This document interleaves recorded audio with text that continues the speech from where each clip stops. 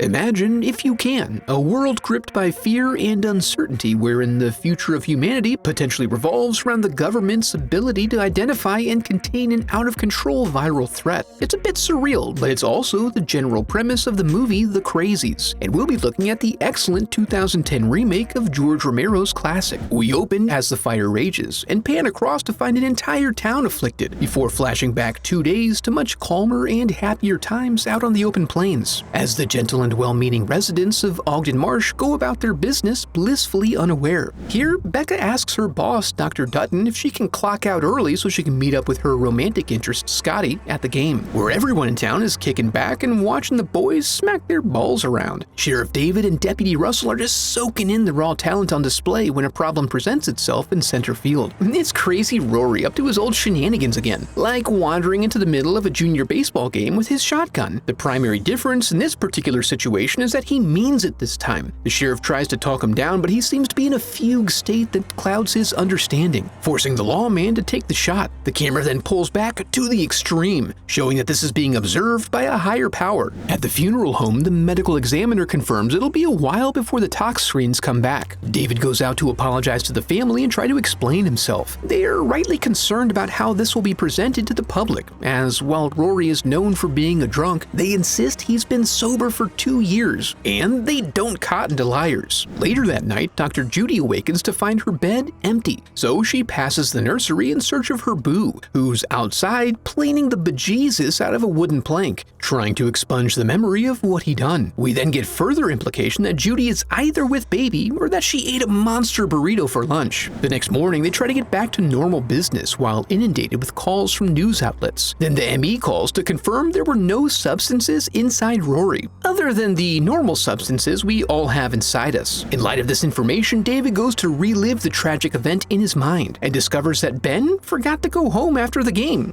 So he does. Meanwhile, at the doctor's office, old Bill's been brought in for a checkup due to a similar lackadaisical nature. He shows some signs of neurological issues, so Judy recommends he tag along with her to the big city on Monday for a CT scan. But the timing may be problematic, as that night, under the light of the full moon, Bill is exhibiting some concerning behaviors in the barn. His old lady goes to check on him and finds he's idling in the combine harvester again, so much so that he's not even in it. Her mother's intuition urgently draws her back to the house, frantically searching for Nicholas. When she finds him, he confirms that Dad's in the house and he's brandishing a knife. They try to lay low in a hall closet, but after doing that eye thing, he locks them in to ensure they stay put while he starts fire to the house. And that's all in the face of their protests, because they don't even want to be in there. David gets the call and rushes out to the scene where the fireman reveals that when they arrived, Bill was out casually mowing his lawn. He then begins to whistle a little ditty right in their faces, just to prove he's a madman. The next day in the bayou, a group of hunters find a parachute attached to a waterlogged corpse.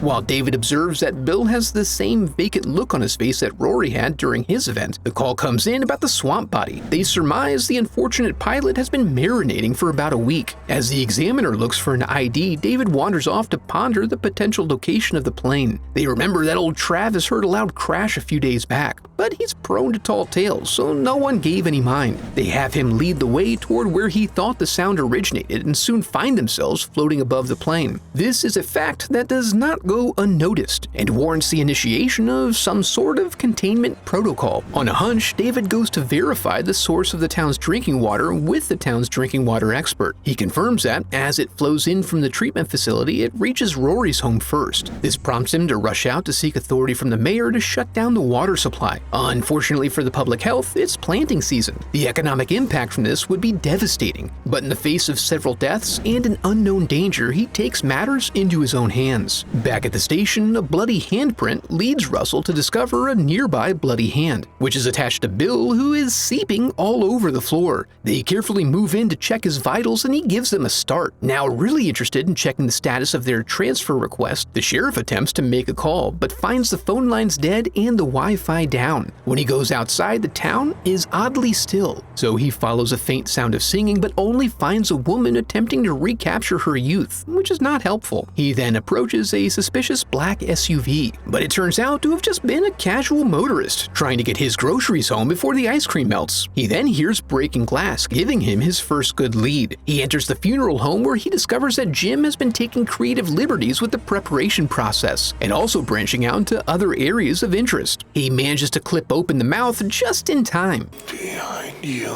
to get wanged with a rod. The two men then get into a brawl that concludes with Sonny Jim wishing he had sprung for the cordless tools, and David elated that he didn't, in multiple ways, as he very nearly gets vasectomied, but avoids this thanks to your boy Russell, who's always looking out for his homie's ballsack's back. At home, he tries to convince Judy to take a vacay, but they're interrupted when she sees someone outside, somehow. He ventures out to check the barn, but other than his pinup girl calendar missing, it all looks fine. He then hears Judy scream and rushes out to find he's being rounded up, along with everyone else in town, all of whom are being chauffeured to his central command center. They're unloaded and herded through medical screening tents where tensions run high. Judy assumes they're trying to contain some sort of virus, but answers are not forthcoming. And then Judy is discovered to be running a bit hot, resulting in her getting dragged off without notice. She ends up at the school, which has been reconfigured into a quarantine facility, where the officials are indelicately managing the virus. David wakes up in a truck and learns how the hogs feel before they're unloaded for identification and release. Back at the camp, it's revealed that the fire department has decided to make a move and use their standard issue machine guns to instigate a counterforce. Meanwhile, back with the clean ones, Kevin reveals that they have the entire town sealed off and are shooting on site. Given this, he's managed to make peace with the newfound absence of his wife, but David begins to formulate a plan. He somehow manages to avoid any barricades and infiltrate the police station. He then wastes no time in retrieving his trusty revolver and also finds that Russell escaped in the fence breach fiasco. David insists that Judy is only running hot due to being pregnant, so they lock and load. At quarantine, the officials evacuate due to the breach as the encampment is overrun by the infected. Judy finds herself still strapped down and then notices that she's not too far from Becca. It's gonna be all right.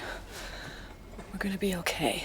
But will they? Because a scraping noise reveals the gentleman from the cover art, who wanders in and proves her dead wrong by letting the air out of as many patients as possible. Becca is only spared when the Judester attracts his attention, delaying him long enough for David to arrive. David commands Russell to not get sick, an impossible promise to keep, as they venture back into town to attempt to find a means of escape. But when they find a viable truck, it's owned by a gang of hilljacks who are engaged in hunting humans for sport, trying to scratch that off-season itch. And with all the other vehicles booted, they settle on hoofing it 5 miles to the sheriff's house. Along the way, they argue about whether Judy is actually sick or not, and also agree to detour to Scotty's place so Becca can pick up her +1. Unfortunately, Scotty has seen too much this evening and has to be disarmed by force, and they barely get a chance to reform their union before the cleanup crew rolls in and storms his house, extricating his mother. As a total mama's boy, Scotty can't help but to run to her. Then they're both shot and then the ground is burned and salted. When the barn is searched, they manage to get the drop on the soldier, but show him mercy when it's revealed that he's just a kid. They pump him for info, but the grunts are not in the need-to-know group. He just really wants to get back to his unit. So David imparts their innocence upon him and lets him go in exchange for confirming clearance and leading the men away from their position. A big risk.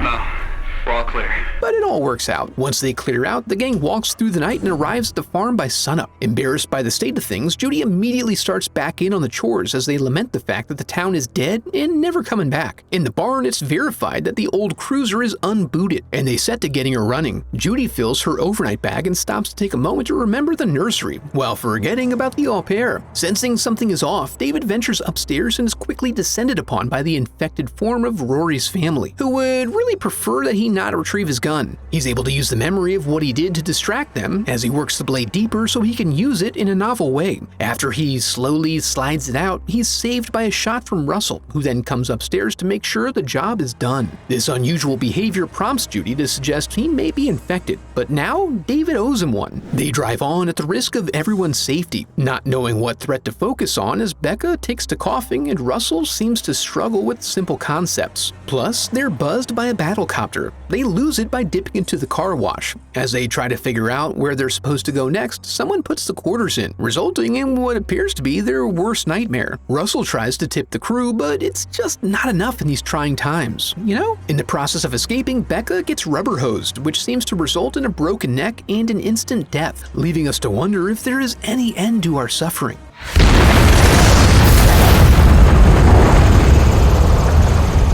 Once they're all cried out, they head down the road scavenging for whatever they can find. Then an SUV approaches, and as David confronts them with the intent to commandeer, Russell approaches intent on revenge. Upon questioning, the lone survivor comes right out and acknowledges the plane was carrying the Trixie virus, an engineered bioweapon, but he swears it was on its way to the incinerator. He confirms incubation takes 48 hours, and since it's now day 3, they assume they're in the clear. Unfortunately, any remaining information gets blasted out of his head, leaving them to guess the answers to any other questions they had. With this most recent act of unhinged violence, they try to calmly relieve Russell of his rifle, severely hurting his feelings and leaving their relationship in tatters. Without any real options, they then continue wandering, being sure to keep to the road. After a while, David decides to go for broke and approaches Russell under the auspices of wanting to just have a chat.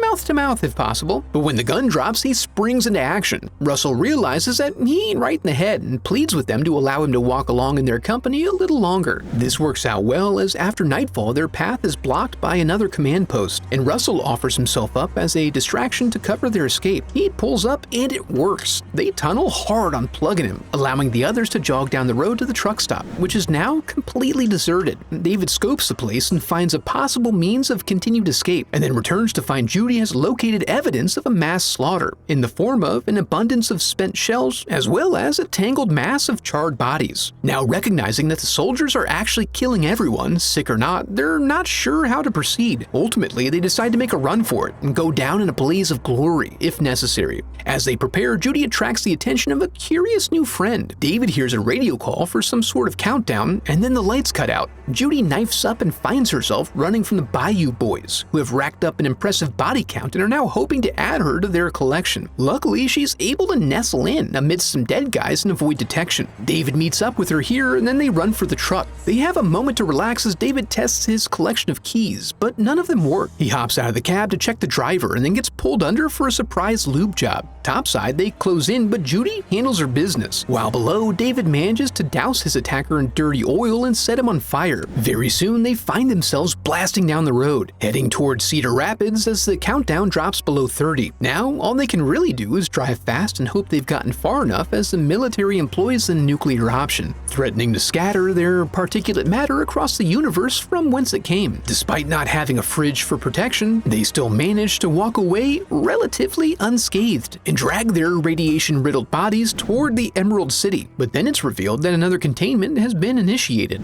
Well, that was brutal, but if you're looking to go deeper than that, be sure to check out this video next. Now that we're here, I want to congratulate you for making it to the end of the video and affirm that you are a very special person because of it. And if you enjoyed the video, I would love for you to become a part of the channel by subscribing. Thanks for watching.